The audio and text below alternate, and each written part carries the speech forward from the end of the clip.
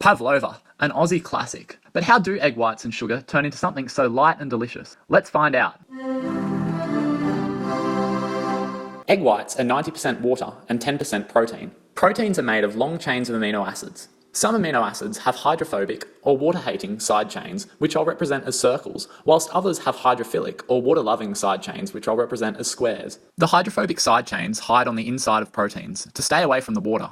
However, when the egg whites are beaten, the proteins unfold, which is called denaturation. The whisk also helps air to mix within the egg whites. The hydrophobic side chains love air, so the proteins rearrange to accommodate this attraction. Formation of this network is called coagulation, and the result is a foam. When you put the foam in the oven, the heat causes the air bubbles to expand because the gas inside is also heated. The network surrounding the air bubbles also solidifies in the heat, so the structure doesn't collapse when the bubble bursts. This is what makes pavlova so soft and light. But how do you make the perfect pav?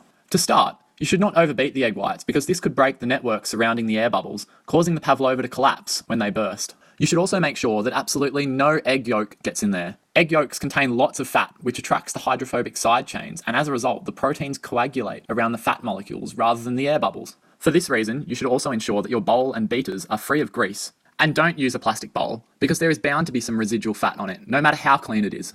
You should try and use fresh eggs because they are more acidic, which slows down the coagulation process so that more air can be incorporated. You can also add some acids such as vinegar or lemon juice to enhance this effect. Finally, if you want to be super professional, you can use a copper bowl. The copper molecules bind to some proteins in the egg white, which delays coagulation so that the mixture can incorporate more air, making your pav lighter and more delicious. That's all for today and for the series. Thanks for watching.